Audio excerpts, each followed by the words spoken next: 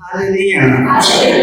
आपण प्रार्थना करूया. परमेश्वर पिता त्यावेळेला बाबा सुंदर दिवसाबद्दल तुमच्या आभार मानतो. माझा ईश्वर आशीर्वाद परमेश्वर तुमच्या वचनात चालणाऱ्या प्रत्येकाला सहाय्य केलं. सर्व पापांच्या प्रत्येकाची क्षमा कर. ही प्रार्थना आम्ही आमच्या प्रभू येशूच्या नावाने करतो. हालेलुया. हालेलुया. कोरिन्थियस पहिल्या पत्रामध्ये 15 अध्याय 1 पासून आपण वचन घेऊया की परमेश्वर आपल्या जीवनामध्ये कशा प्रकारे आपल्याला शिकवण देत आहे की ते कोणाच्या द्वारे, पौलाच्या द्वारे. कोरिन्थियस लोक जे होते अशा लोकांना त्याने एक मार्गदर्शकाचं एक पत्र लिहून ठेवलं. आपल्या प्रत्येकामध्ये काही ना काही पत्र असते. कुटुंबाचे येते, कोणत्या व्यक्तीची पत्र प्रत्येकाने. एक आध्यात्मिक एक पत्र आहे. आज तर मोबाईल आहे, मोबाईलचे SMS आहे, परंतु त्या काळामध्ये त्या पत्राचा व्यवहार आणि त्या एका पुस्तकाचा व्यवहार केलेला आहे. आणि ते कोरिन्थीमध्ये जे लोक होते परमेश्वराच्या वचनाचं पालन करत होते, शिकत होते, शिक्षण घेत होते.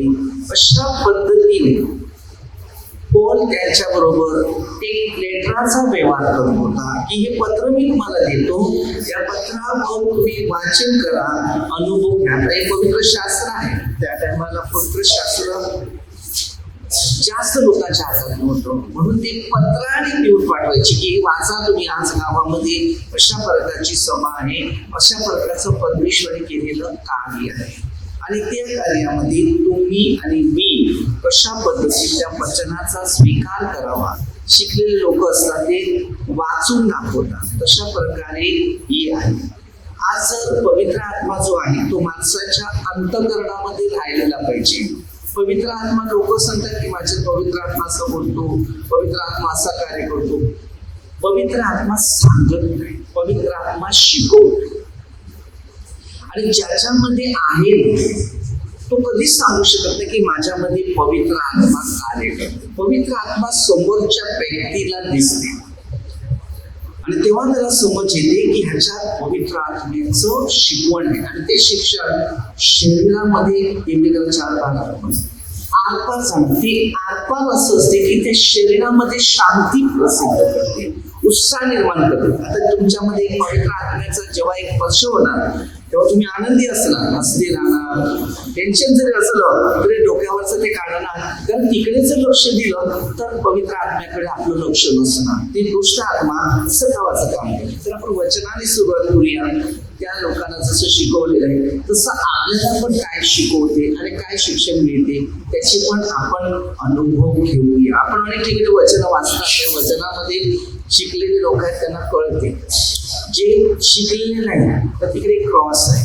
त्या क्रुसावर येशू ख्रिस्ताची मूर्ती अशी समजून म्हणून नाही ठेवली, तो पुनरुत्थित क्रॉस आहे. म्हणजे त्याच्यावर काही मूर्ती नाही. तर हे पुनरुत्थित विषयावरच ते शिक्षण आहे. म्हणून हे जे तुम्हाला वचनाच्या बाजूला मध्ये क्रॉस दाखवलेले आहेत पण त्याच्यावर मूर्ती नाही, कारण ख्रिस्त उठलेला आहे. आता आपण बस काळामध्ये अनेक गोष्टीमध्ये अनेक वेगवेगळे विचारात धारण केलेले आहे. म्हणून पौलाने त्या कोरिन्थियस लोकांना मध्ये पुनरुत्थान विषयावर तो बोलतोय. बघूया.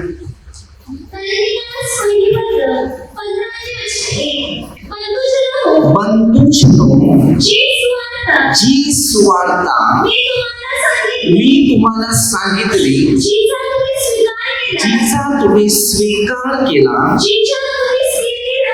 त्याच्यामध्ये स्थिर आहात. आता बघा, त्यांनी जेव्हा ती सुवार्ता सांगितल्यानंतर आता तुम्ही प्रार्थनेत आहे आणि प्रार्थनेमध्ये जर स्थिर असतील, आता तुम्ही आले आणि जी मी तुम्हाला सुवार्ता सांगतो बरोबर त्यात तुम्ही स्थिर असले तर बरोबर, माणसाची नाही, हे देवाने शिकवले. पौलाने सांगितलेले 1:11 पासून वचन दिलेले 15-16 पर्यंत तुम्हाला ती वचन तसं बघायला नाही.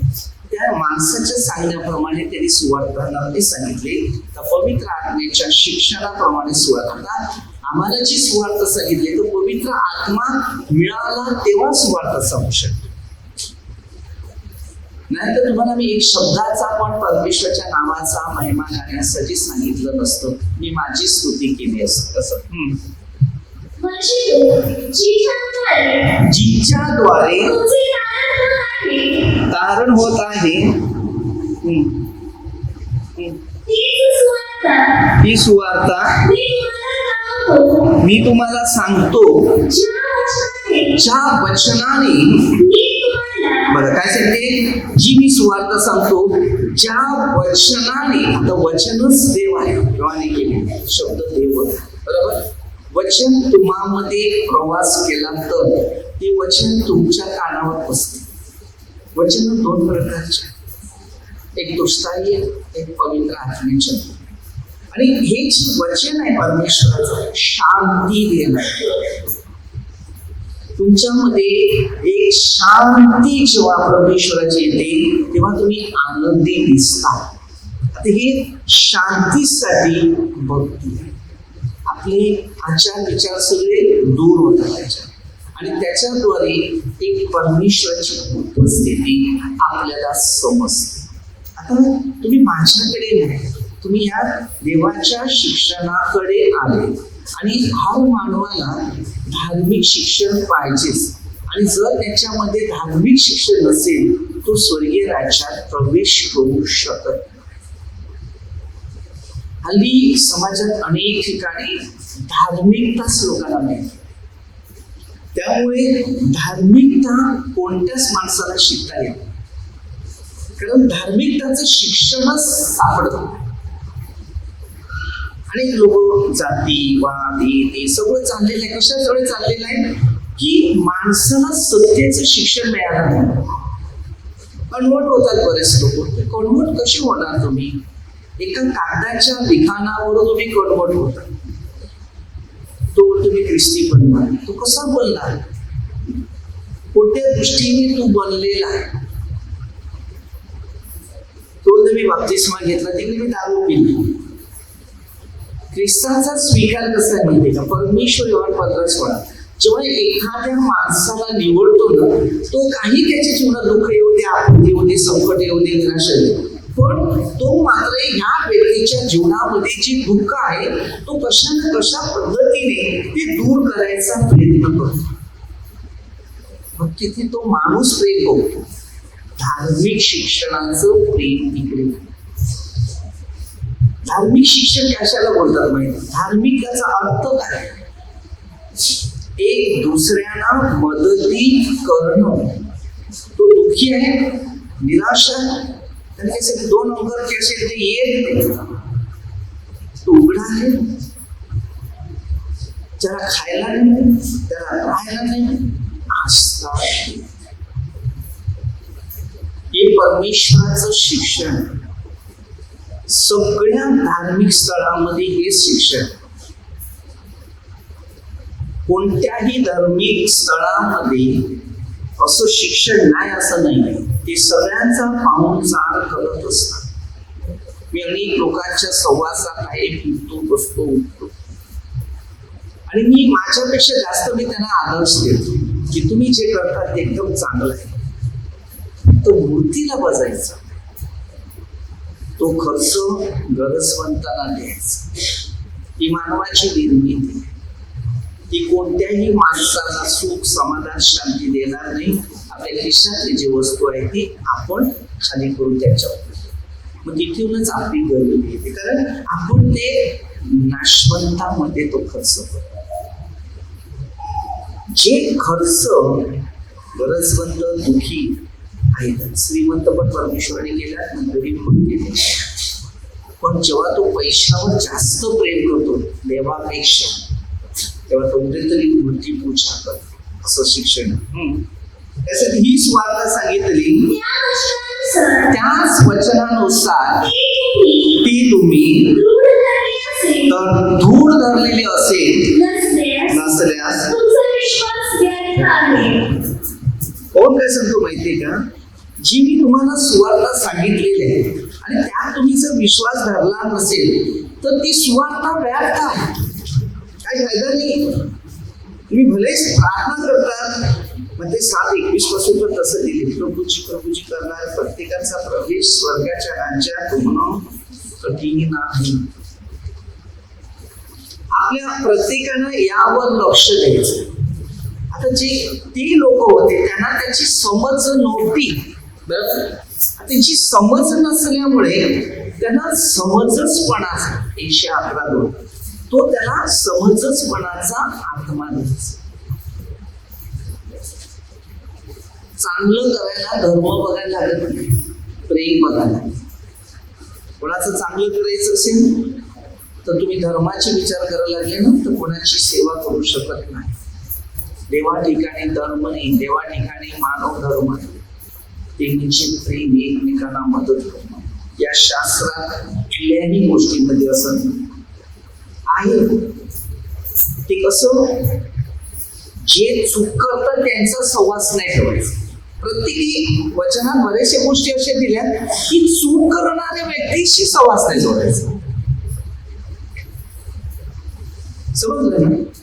एखादा मनुष्य तुम्हाला चुकीच्या रस्त्यावर नेत आहे, तुमचे रस्ते कुठेतरी भटकत चाललेले, तुम्ही देवापेक्षा काही गोष्टीमध्ये मन लावता, तर तिथे सावध राहायचं की हे देवापासून नाही. ज्या आदामाने चूक केली, एवेली चूक केली, तीच आजपर्यंत चुका मनुष्यामध्ये त्या होत आहे.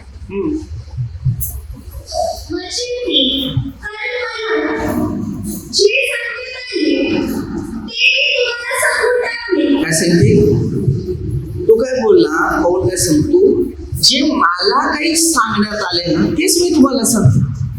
आता तुम्ही विचार करा, मला जे काही शिकवलं तेच मी तुम्हाला शिकवलं. आता तुम्ही काय शिकायचं? फक्त पैसाच पाहिजे, धंदाच पाहिजे, नोकरीच पाहिजे, कुटुंबच पाहिजे? काय वाटतं तुम्हाला? काय पाहिजे? तुमच्या जोडीला शेवट राहणार आहे का? ते राहणार 37 पासून वचन.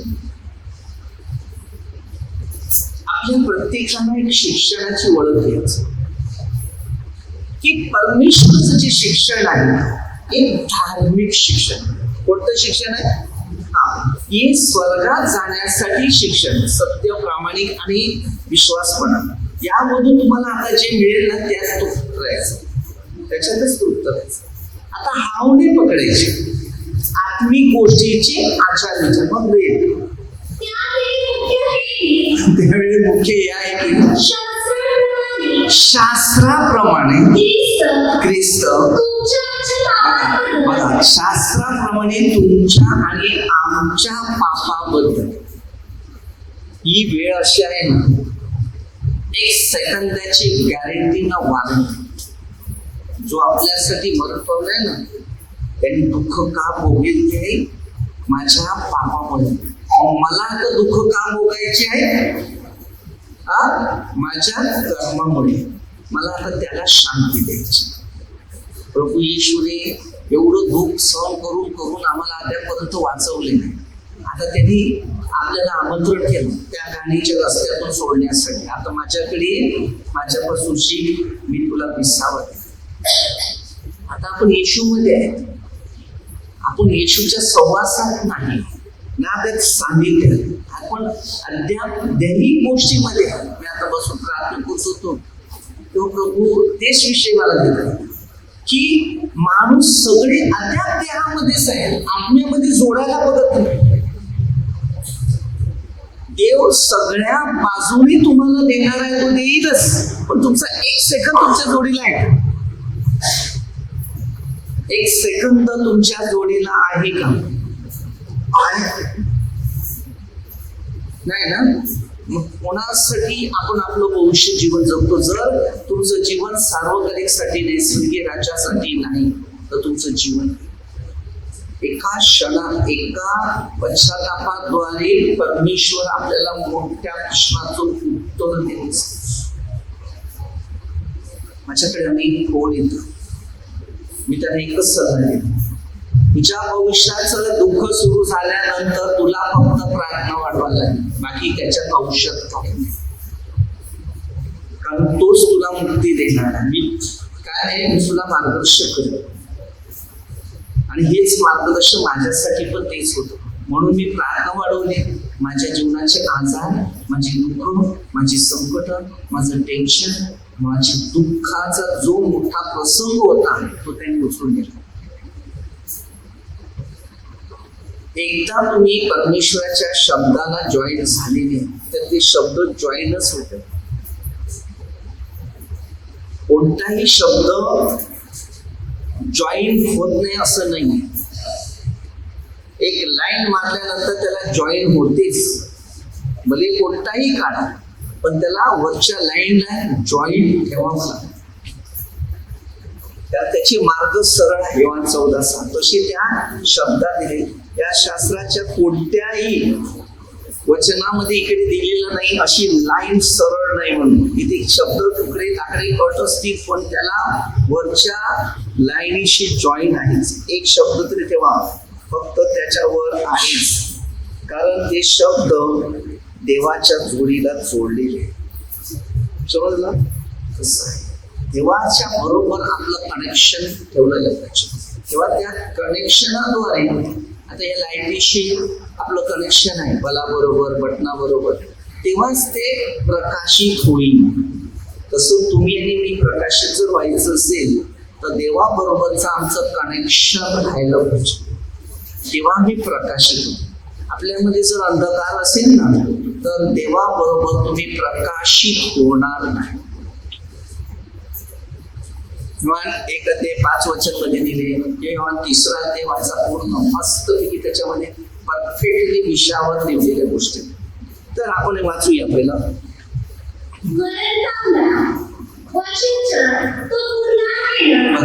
तो काय केला? मरण पावला, त्याच्यानंतर तो पुरला गेला शास्त्राप्रमाणे. तिसऱ्या दिवशी त्याला पुन्हा उठवण्यात. आता पुरलेला मनुष्य कसा उठला? योहान 11:25 मध्ये सांगितलं पुनरुत्थान. आता तो पुरणारा तोच होता. कोण? मोशेला पण त्याने पुरलं, पण पुरलं नाहीये, त्याची खबरच नाही, त्याला मी उठवलं. मोशीच्या धार्मिक गोष्टी विषयावरच शिक्षण दिलेलं आहे तुम्हाला ना मला. पण त्यांनी काय सांगितलं की पुनरुत्थान व जीवन, जो माझ्यावर विश्वास ठेवतो मेला असला तरी. आता तुम्ही विचार करा, मी जेव्हा पहिला मेलेली माणसं गाडायला जायचं तेव्हा ना तिकडे एक वचनच ते होतं, पुनरुत्थान व जीवन मीच. मला माहिती नाही ते काय, पण तेवढं वाचायचं तेवढं माहिती होतं. पण जेव्हा पवित्र आत्मा मिळाल्यानंतर, या शिक्षणाचे अनुभव मिळाल्यानंतर बघितलं तर देवच आहे. मग जो मरणार नाही, आता माणूस मेला ना, शरीर मातीच आहे, पण त्याचा आत्मा जिवंत आहे. तो आत्मा देवाबरोबर जाते, कारण त्यांनी आत्मा अर्पण केलेला आहे. तो आत्मा देवाचा आहे आणि शरीर आपला आहे. का आपलं आहे शरीर? कारण आपण या शरीरासाठीच कष्ट आणि मेहनत करतो, आत्म्यासाठी कष्ट नाही करतो. आणि जेव्हा तो आत्म्यासाठी, आता लोक 3:22-23 वचनमध्ये वयाच्या 30 वर्षात तरी बाप्तिस्मा घेतला, तेव्हा देह आणि आत्मा म्हणजे आत्मा आणि देह एकत्र झाला. लूक 3:22-23, योहानमध्ये 4:24. कशा पद्धतीचं शिक्षण त्या एका पापी स्त्रीचं उदाहरण दिलं. उपवासासाठी प्रार्थना कशी केली पाहिजे? आत्म्याने. व तू प्रार्थना करशील तर आत्म्याची पण कर. नुसती शरीराची, तुम्ही सगळे शरीराची प्रार्थना करायला आले, धंदा पाहिजे, नोकरी पाहिजे, आरोग्य पाहिजे, शांती पाहिजे. नाही ना, तसं होत नाही. या शरीराला जी सवय झालेली आहे पापाची, खाण्याची, पिण्याची, मौज मजेची, ऐशारामाची, बस सगळं वाईट कर्म या शरीरात बसलेलं आहे, त्याला शांती येणार नाही. जो मनन चिंतन करतो देवाविषयी, आणि देव जीवित परमेश्वर आहे, आणि त्याच परमेश्वराची भक्ती काय तुम्ही करत असेल, तोच परमेश्वर तुम्हाला शांती, ज्याने तुम्हाला बनवले तो. त्या पृथ्वीचा कोणता देव कोणाला बनवलेला नाहीये. एखादा आई आणि बाप सांगतो माझा मुलगा, माझी मुलगी. अरे तुलाच पहिलं माहिती होतं का मुलगा होणार आहे का मुलगी होणार? तुझं आहे कसं? तू आध्यात्मिक शिक्षणासाठीच तू त्याला वाढव. आजचं काळात आध्यात्मिक शिक्षण कोणाकडे नाहीच, आणि त्यामुळे सैतानाने सगळी मुलं खरेदी केली. म्हणून त्यामुळे ऍक्सिडेंट, आत्महत्या ही कुणाच्या हातात होतं? जुदासला खरेदी केलं मग ते 27:5 वचन हे जरा मी तुम्हाला एक सांगतो.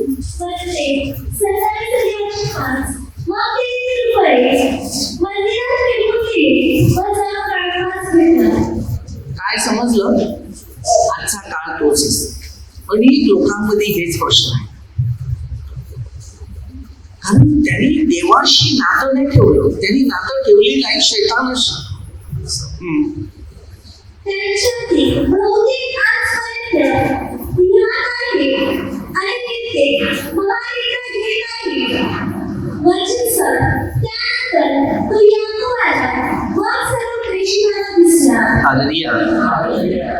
सगळ्या लोकांच्या जीवनामध्ये काही गोष्टीचा अनुभव तो भेटतच गेला. 40 दिवस त्यांनी 50 दिवस पेंटेकॉस्ट होईपर्यंत लोकांमध्ये दर्शन दर्शन दर्शन दर्शन दर्शन. जीवित परमेश्वर दर्शन देणारच, कारण तुमचा विश्वास आहे ना, तुमचं मन साफ आहे, बघा ते तुम्हाला दिसेल. पूर्वी तर तुम्ही बघितलेले ना, दर्शन तुम्हाला दाखवले नंतर दिसले की नाही. माझं पहिलं गिफ्ट जेव्हा होतं ना, आमच्या गावातच आमच्या आईच्या सांगण्याप्रमाणे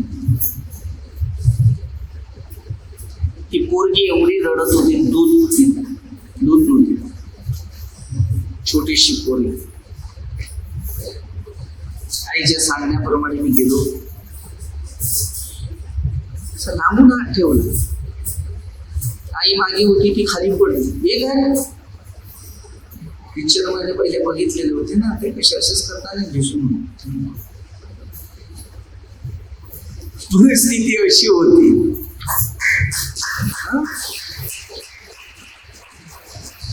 दुसऱ्या टायमाला परत आजारी पडल्यानंतर 7-8 वेळा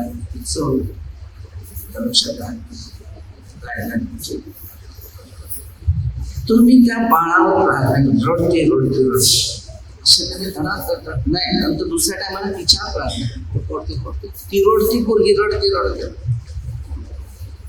तर प्रभूने एक संदेश दिला, तुझा हात आहे ना तो फक्त दाखव. ती रडते, त्यांना सांगितलं की तुम्ही बघा आता ही पोरगी हसेल कशी बघा, ती रडते ना बघा, तिला येशू दिसते बरं. असं असं दाखवलं की नाही, दाखवता ती पोरगी हसायला लागली, स्माईल छोटीशी. ती पोरगी प्रार्थना करते, गाडी वाजवतो दुसऱ्या प्रार्थनेसाठी. परमेश्वराचं ते गीत होतं, ते दान पहिलं दान द्यायचं. पण इकडे नाही, हर ठिकाणी प्रश्न तसाच असतो. तिथे पण जा, तुम्ही प्रार्थना करा, परमेश्वराचे गौरव करा, कारण साक्षी तर साक्षीच आहे. साक्षी कधी चेंज होईल. ती परमेश्वराने दर्शन दिलं तुम्हाला ना मला, निवड. आता मला निवडल्यानंतर मी काम करत राहिलो म्हणून हे कार्य वाढलं. आता तुम्हाला पण परमेश्वर निवडले, ते पण काम करा आणि करत राहा. स्वर्गीय राज्यामध्ये आपली जागा जमा. 14 नेहमी पाठ करा की परमेश्वराने माझ्यासाठी जागा केली, मला पण त्या जागेतच जायचं.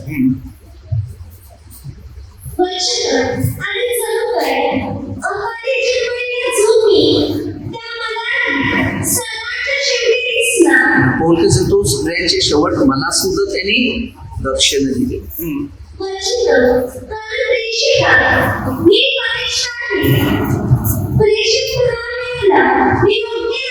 तो काय सांगते, मी प्रेषित बनण्याचा योग्य नाही. त्याला माहितीये की मी एवढी गुन्हे केले, मी सतावलं, प्रार्थनेच्या लोकांना एवढं सतावत होता, पण देवाने त्याला उत्तर. कोणी तुम्हाला सतावते, कोणी तुम्हाला दुखवते, कोणी काय बोलते ते बोलते, तुम्ही लक्ष देऊ नका, तो लक्ष देणार आहे. जेव्हा त्याचं लक्ष तुमच्यावर आहे ना, त्याच्यावर आहे ना, तेव्हा तुम्ही त्या परीक्षेत पास झाले की त्यांना आता त्याला बदलायचं आहे म्हणून की सतवणार. तुम्ही जेवढं चांगलं वागतील ना, तेव्हाच तुमच्या मागे ते दुष्टाचं कार्य होते. ही परीक्षा. मी देवाच्या मंडळीचा उच्चार केला,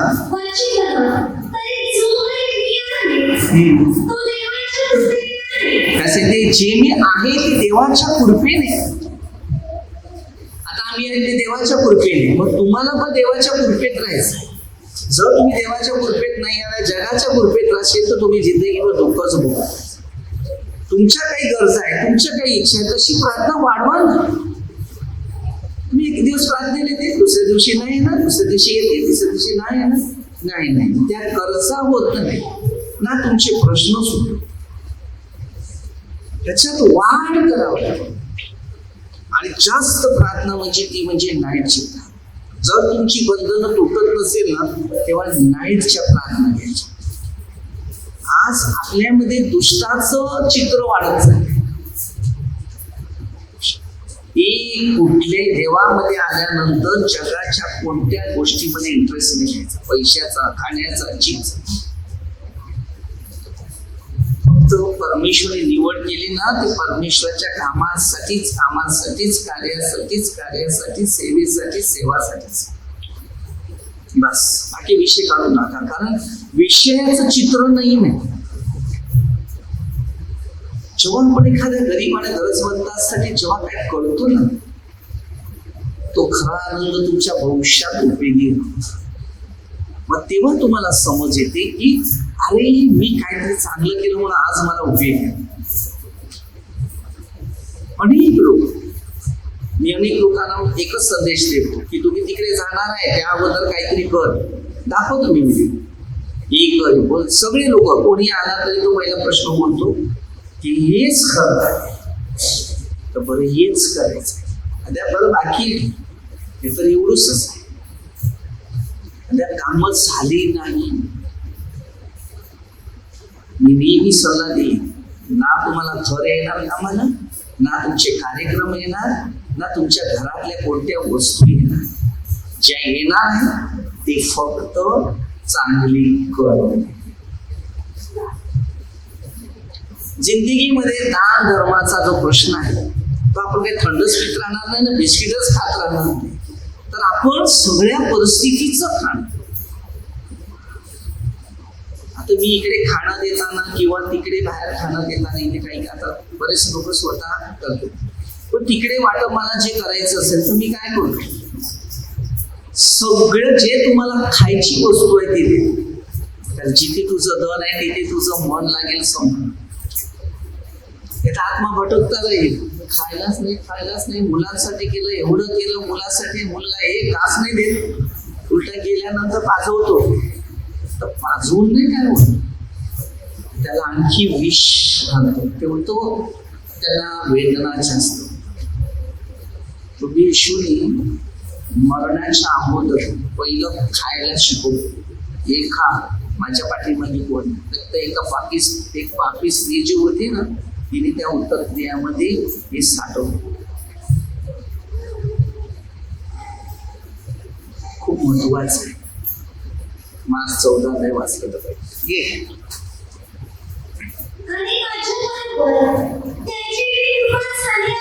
माझ्या बरोबर त्याची कृपा झाली. लोक 6 ते 37 पासून प्रश्न तसंच आहे. तर बघा काय शिक्षण दिले त्याने, काय सांगितले, काय सांगतो, त्याच्यावर कृपा झाली. तेव्हा तो बोलतो की माझ्यावर देवाची कृपा झाली. काय कामाला येणार. मी नेहमी लोकांना एक सल्ला देतो, वेळ आपली नाही. आताची वेळ आहे ना, जेवढं चांगलं करता येते कर. बॅलन्स राहील तुझं. जर बॅलन्स नसेल तर रिंग बंद होईल. आपल्या जीवनाचा श्वास थांबून जातो. ती व्यर्थ झाली नाही, परंतु या सर्वांपेक्षा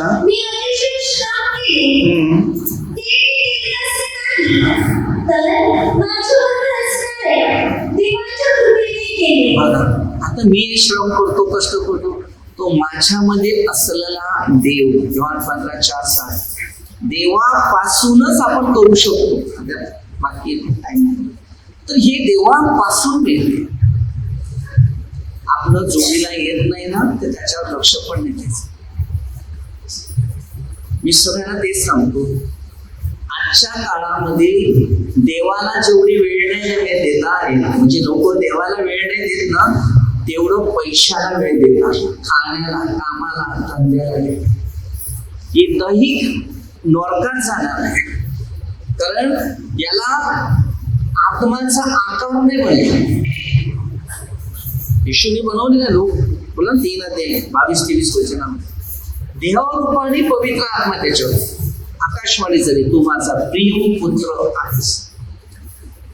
देवाच्या दृष्टीने आम्ही प्रिय पुत्र असले पाहिजे, जसे योहान 1:12.